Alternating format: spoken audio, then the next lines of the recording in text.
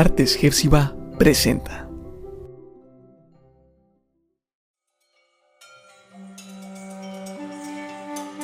Las Crónicas de Narnia, El caballo y el muchacho, por C.S. Lewis. Narnia, el lugar donde el destino aguarda su momento. Dos fugitivos, en un viaje desesperado, unen sus fuerzas para escapar. Pero una batalla terrible decidirá su destino y también el de Narnia. Narnia, la tierra donde todo puede suceder. Capítulo 6. Shasta entre las tumbas.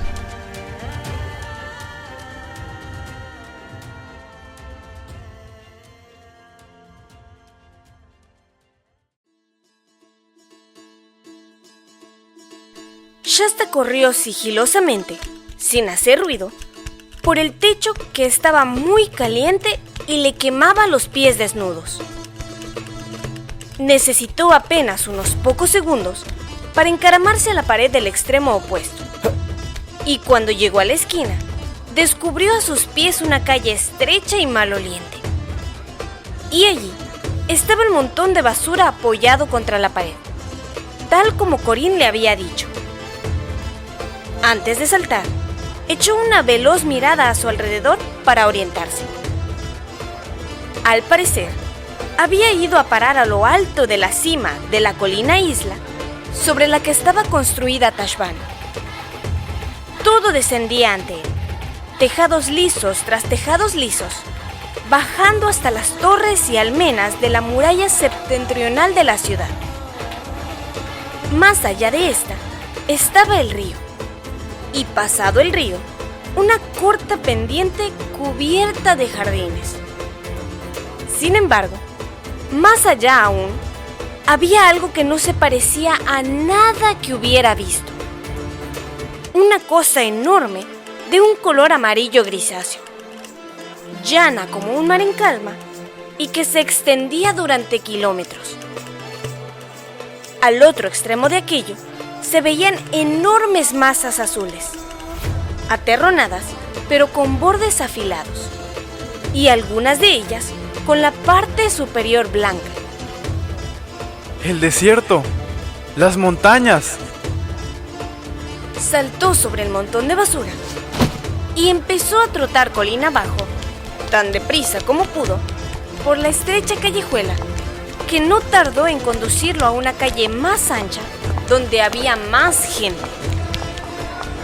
Nadie se molestó en mirar al chiquillo harapiento que corría descalzo, pero, de todos modos, se sintió inquieto y preocupado hasta que dobló una esquina y vio las puertas de la ciudad ante sí. Aquí se vio apretujado y empujado ligeramente, pues había mucha gente que también se dirigía a la salida. Y en el puente situado al otro lado de la entrada, la multitud se convirtió en una lenta procesión, más parecida a una cola que a una muchedumbre. Allí en el exterior, con una transparente corriente de agua a ambos lados, el ambiente resultaba deliciosamente fresco, tras el olor, el calor y el ruido de Tashbaan. En cuanto alcanzó el otro extremo del puente, Shasta se encontró con que la multitud se disolvía. Todo el mundo parecía dirigirse a la izquierda o a la derecha a lo largo de la orilla del río. El muchacho, en cambio, se dirigió directo al frente, ascendiendo por una carretera que no parecía muy utilizada, situada entre jardines. Al cabo de unos pocos metros, se encontró totalmente solo, y unos cuantos metros más lo llevaron a lo alto de la cuesta. Allí se detuvo y abrió desmesuradamente los ojos. Era como llegar al fin del mundo, pues toda la maleza se detenía de un modo repentino ante él, y allí empezaba la arena. Una arena plana e interminable, como en una playa, pero un poco más áspera porque no estaba nunca mojada. Las montañas, que entonces parecían más lejanas que antes, se elevaban amenazadoras al frente. Con gran alivio por su parte, vio a unos 5 minutos de marcha a su izquierda lo que sin duda debían de ser las tumbas, tal como las había descrito Bree. Enormes masas de piedra desmoronada en forma de colmenas gigantes, pero un poco más estrechas. Parecían muy negras y siniestras, pues el sol empezaba a ponerse justo por detrás de ellas. Volvió el rostro al oeste y corrió hacia las tumbas. No pudo evitar buscar con insistencia cualquier señal de sus amigos, a pesar de que el sol que se ponía le daba directamente en el rostro y apenas podía ver nada. Y de todos modos, seguro estarán al otro lado de la tumba más alejada, no en este lado, donde cualquiera podría verlos desde la ciudad. Había unas 12 tumbas, cada una con una entradita en forma de arco que daba a una oscuridad total. Estaban desperdigadas por el terreno sin ninguna clase de orden, de modo que se tardaba bastante, dando la vuelta a esa y rodeando aquella, en poder estar seguro de que se había mirado en la parte posterior de todas y cada una de las tumbas. Eso fue lo que Shasta tuvo que hacer, pero no encontró a nadie. Allí, en el borde del desierto, reinaba un gran silencio, y el sol se había puesto ya por completo. Repentinamente, de algún lugar situado detrás de él, surgió un terrible sonido. Shasta sintió que el corazón le daba un gran vuelco y tuvo que morderse la lengua para evitar lanzar un grito. Al cabo de un momento, supo de qué se trataba. Eran las trompetas de Tashbaan que sonaban para anunciar el cierre de las puertas. No seas cobarde, pero si no es más que el sonido que has oído esta mañana. Claro que existe una gran diferencia entre un sonido que te permite entrar con tus amigos por la mañana y otro que te cierra el acceso cuando estás solo al anochecer.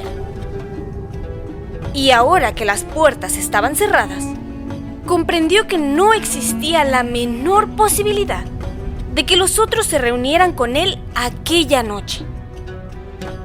O bien se han quedado encerrados en Tashbaan para pasar la noche, o se han ido sin mí.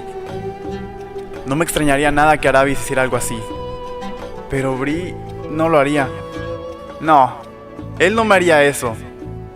¿O sí? La idea que Shasta tenía de Aravis volvía a ser totalmente errónea. La chiquilla era orgullosa y podía ser muy difícil de tratar, pero era de fiar como el acero y jamás habría abandonado a un compañero, tanto si éste le caía bien como si no. Ahora que sabía que tendría que pasar la noche solo y a cada minuto que pasaba oscurecía más, a Shasta empezó a gustarle cada vez menos el aspecto de aquel lugar. Había algo muy inquietante en aquellas enormes y silenciosas formas de piedra. Llevaba mucho rato haciendo un esfuerzo supremo para no pensar en espectros, pero ya no conseguía aguantar más. En ese instante, sintió que algo le tocaba la pierna. ¡Socorro! No creo que pueda culparse a alguien por gritar si algo se le acerca por detrás y lo toca. No en un lugar como aquel y en un momento así, en que uno ya está asustado. El caso es que Shasta se sintió demasiado aterrorizado como para echar a correr. cualquier cosa habría sido mejor que dar vueltas y más vueltas alrededor de las sepulturas de los antiguos reyes, perseguido por algo a lo que no se atrevía a mirar. En su lugar, hizo sin duda lo más sensato que podía hacer. Volvió la cabeza y el corazón casi le estalló de alivio. Lo que lo había tocado no era más que un gato. La luz era demasiado pobre ya para que Shasta pudiera distinguir gran cosa del animal, excepto que era grande y muy solemne. Parecía como si hubiera vivido durante muchos años entre las tumbas solo. Y sus ojos hacían pensar que poseía secretos que no quería contar. Mi Nino, supongo que tú no eres un gato parlante. El gato lo miró más fijamente que antes. Luego empezó a alejarse y, sin pensárselo 2 veces, Shasta lo siguió. El animal lo condujo por entre las tumbas y lo apartó de ellas hasta llegar al lado que daba al desierto. Una vez allí, se sentó muy tieso con la cola enrollada alrededor de las patas y con el rostro vuelto en dirección al desierto, a Narnia y al norte, tan inmóvil como si vigilara la llegada de algún enemigo. Shasta se acostó junto a él, con la espalda en contacto con el gato y el rostro vuelto hacia las tumbas. Porque si uno se siente nervioso, no hay nada como tener el rostro vuelto en dirección al peligro y algo cálido y sólido a la espalda. La arena no le habría parecido muy cómoda a otro, pero Shasta llevaba semanas durmiendo en el suelo y apenas lo notó. No tardó en dormirse, aunque incluso en sus sueños siguió preguntándose qué habría sucedido con Bree, Aravis y Win. Lo despertó repentinamente un sonido que no había oído nunca. Ay, tal vez solo es una pesadilla. En ese mismo instante, se dio cuenta de que el gato ya no estaba a su espalda y lamentó que se hubiera ido. De todos modos, se quedó acostado muy quieto, sin siquiera abrir los ojos, porque estaba seguro de que se sentiría más asustado si se incorporaba y paseaba la mirada por las tumbas y la soledad. Igual que cualquiera de nosotros, se quedaría inmóvil con la cabeza bajo las sábanas. Pero entonces volvió a oírse el ruido. Un grito penetrante y ronco que surgía a su espalda desde el interior del desierto. En esa ocasión, desde luego, sí que abrió los ojos y se incorporó. La luna brillaba con fuerza. Las tumbas, mucho más grandes y cercanas de lo que imaginaba, aparecían grises bajo la luz de la luna. En realidad, se parecían tremendamente a enormes personas, envueltas en túnicas grises que les cubrían cabezas y rostros. No eran en absoluto cosas que uno agradece tener cerca cuando se pasa la noche en un lugar desconocido. Sin embargo, el ruido procedía de la dirección opuesta, del desierto. Shasta se vio obligado a dar la espalda a las tumbas, lo que no le hizo ninguna gracia, y fijar la mirada en la llanura de lisa arena. El salvaje grito volvió a sonar. Espero que no se trate de más leones. A decir verdad, no se parecía mucho a los rugidos de león que había oído la noche que encontraron a Win y Aravis. Y era en realidad el grito de un chacal. Aunque, claro está, Shasta no lo sabía. Incluso, de haberlo sabido, tampoco habría sentido muchas ganas de encontrarse con un chacal. Los gritos resonaron una y otra vez. Sea lo que sea, hay más de uno. Y se van acercando. Supongo que si hubiera sido un muchacho sensato, habría regresado por entre las tumbas hasta llegar más cerca del río, donde había casas y era menos probable que se acercaran los animales salvajes. Claro que estaban, o él creía que estaban, los espectros. Y regresar pasando por las tumbas significaría pasar junto a las oscuras entradas de los sepulcros. ¿Y qué podría salir de ellos?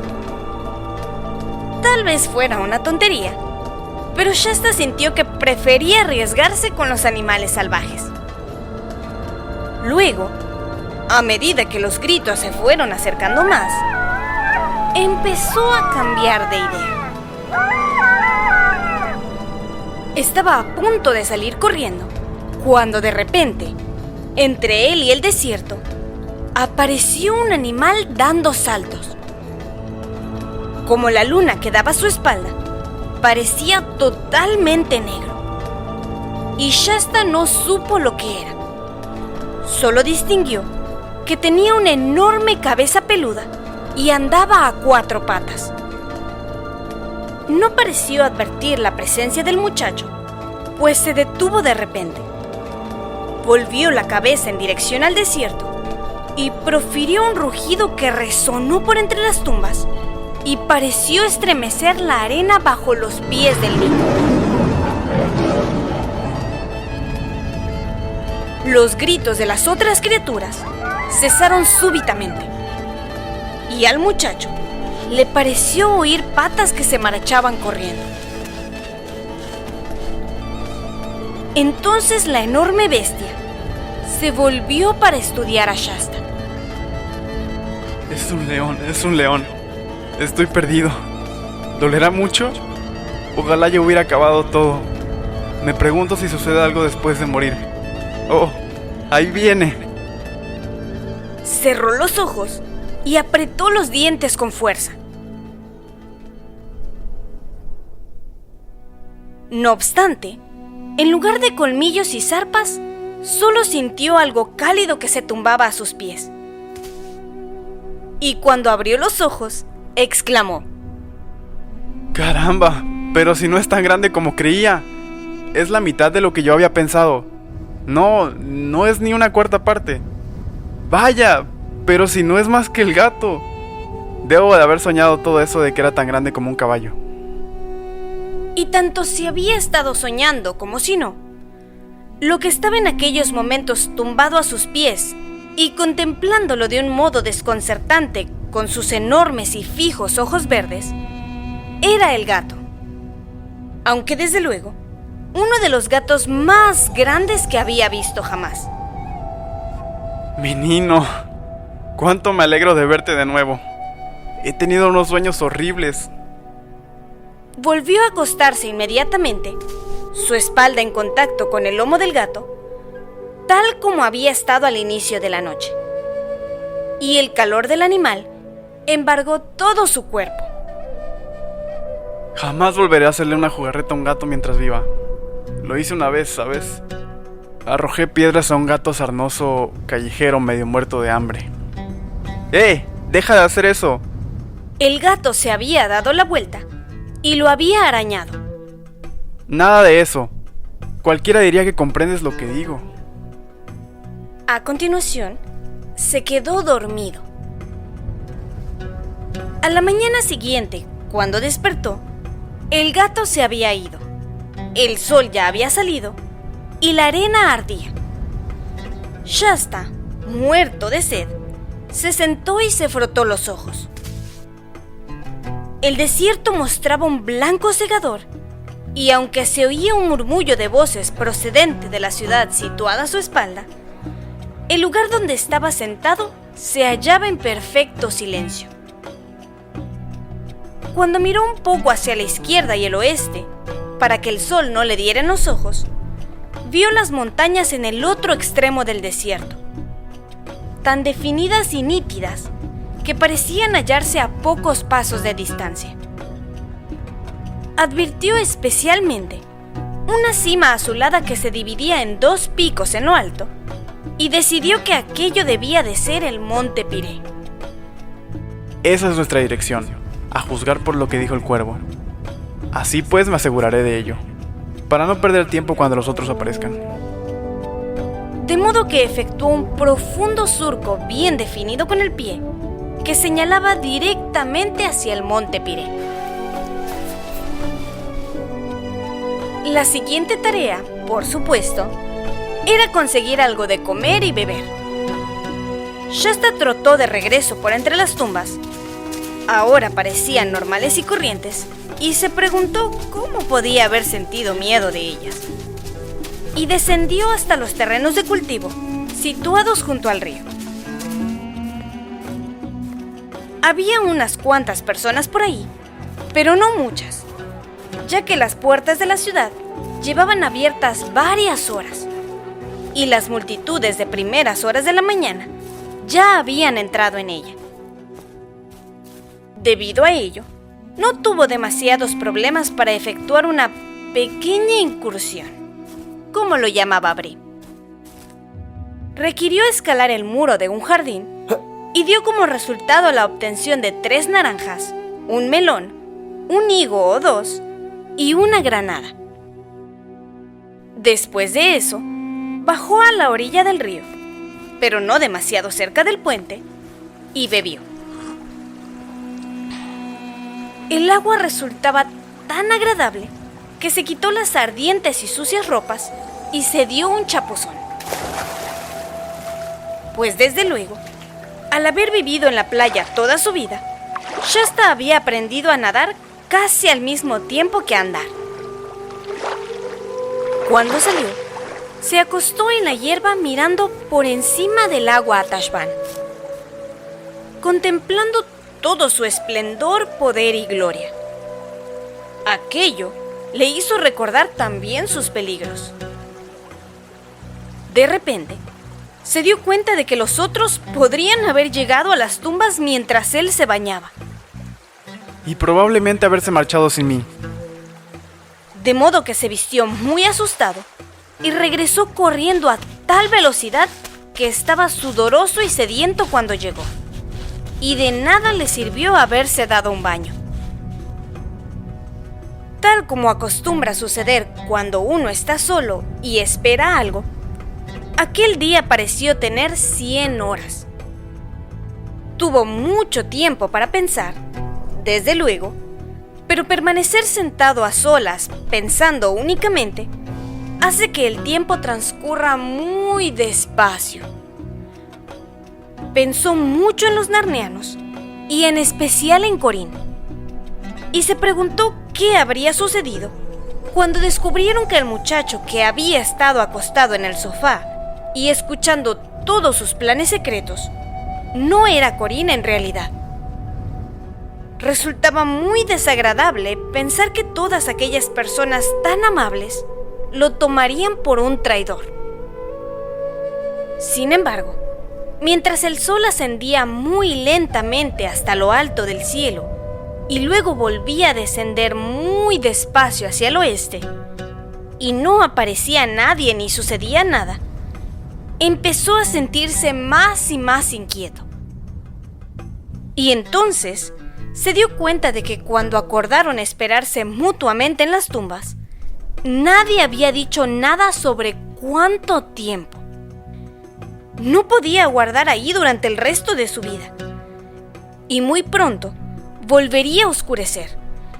Y tendría que pasar otra noche idéntica a la anterior.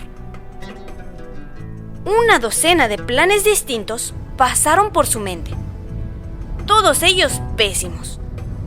Y al final, escogió el peor de todos.